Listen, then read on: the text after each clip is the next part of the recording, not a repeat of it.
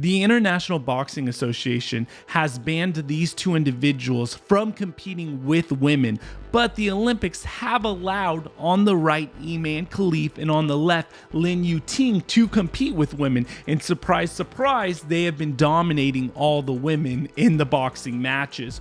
We're going to look today at the press conference held by the International Boxing Association, with them backing up their claims that these two individuals are not fit to fight women. It is an unfair advantage for a lot of obvious reasons. The media is lying to you about all of this, but on here, you're going to get the unbiased truth, okay? It is what it is. You know, you're a man or you're a woman. Welcome back to the Gospel of Tommy. Quick context here. This individual we're going to hear from worked for the International Boxing Association. He was the former chair, and he is an OBGYN. He's a doctor with 3 decades of experience, okay? So if anyone knows what a man or woman is, this individual would. Let's hear what he has to say.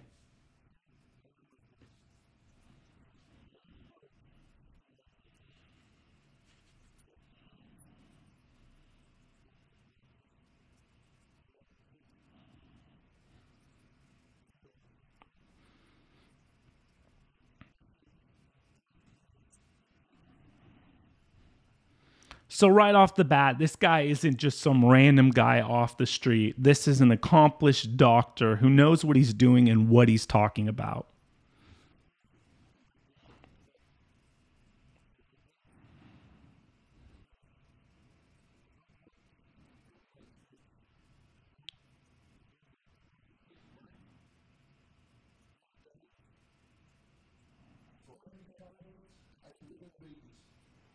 Man, woman,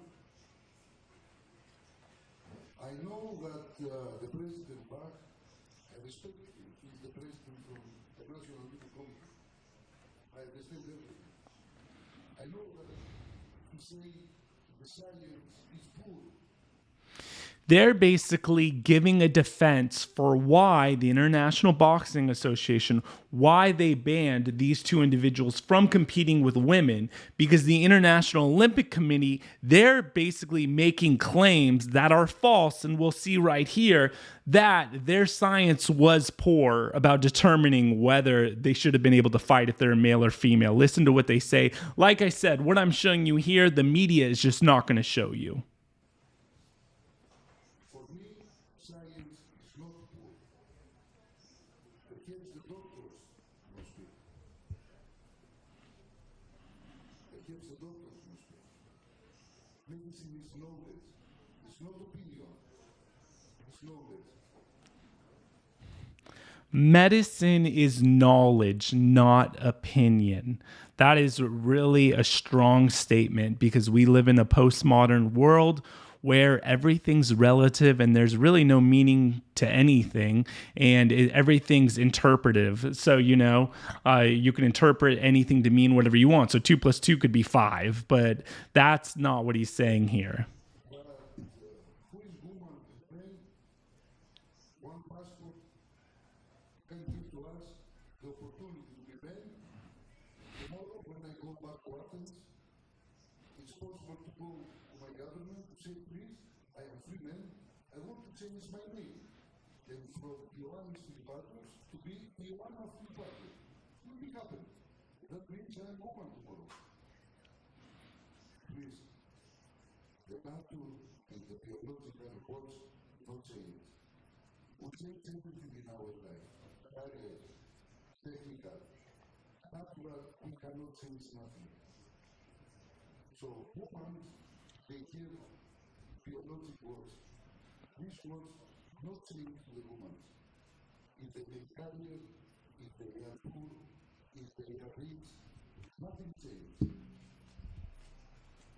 The same to the men.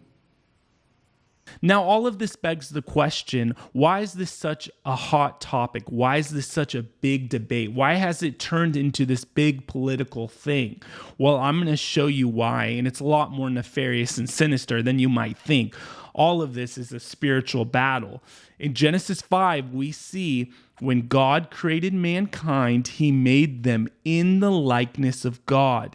He created them male and female. There wasn't a third option here. There was only two, male and female, okay? And he blessed them and he named them mankind when they were created, okay? So if men and women are made in the likeness of God, okay, they represent God, and I believe men and women, they're created equal, okay? I'm not against men and women, making the same salary, the same pay, but there are differences in strength. Women and men, I believe, were made to complement each other, okay? And it's actually funny when you read in Genesis that because of the fall, okay, when they were kicked out of the Garden of Eden because of sin coming into the world, it's said that men and women will always be at odds with each other, and we still are today. Ironic. The Bible figured this out thousands of years ago.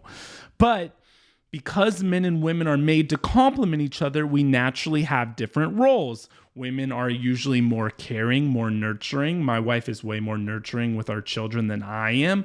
I like to be a provider for my family. I like to go out, be the breadwinner. I mean, there are roles that come more naturally for both of us. But the one thing that the devil wants to do is destroy our identity. Because if our identity is made in the image of God, if the devil can make us believe that biologically, it doesn't matter if you were born biologically with male or female parts, you could say, oh, I'm a girl tomorrow. I'm going to be a boy this day. I mean, non-binary, gender's fluid. Then that breaks your trust with God. It breaks that identity that you're made in his image, and it makes it a lot harder, I believe, to have a relationship with God because it brings confusion. One thing we know about the devil, the Bible calls him the author of lies and confusion, okay? So why is this so popular in culture right now? Well, the devil knows that if he could destroy the identity of fatherhood, fathers, of mothers, of masculinity and femininity, if he could break all that, then he'll destroy families, he'll destroy households. That will infect, ruin neighborhoods, cities, and nations will crumble because of this, okay? It sounds very ridiculous and like big that this one thing could bring so much chaos, but if we can't understand our basic, just biological, who are we? Am I a boy? Am I a girl? If you can't figure that out, well, that affects all of your life. It affects your dating relationships. It affects how you look at yourself every day. I mean, it affects everything. But I want you to know that however you are made, whether you're a boy or whether you're a girl, okay, it doesn't matter, what you're feeling. We do live in a sinful world, so I believe one could be born a boy and maybe feel like they're a boy in a girl's body. I mean, I'm not doubting that people could feel that way, but just know that's a lie from the enemy, and God made you with a purpose, and he made you a certain gender for a reason. And when you try to fight against that, your life, it's not going to go well, okay? Because people look at God like he's some guy in the sky wagging his finger, oh, do this, don't do that, rules, rules, rules, right? He doesn't want us to have any fun.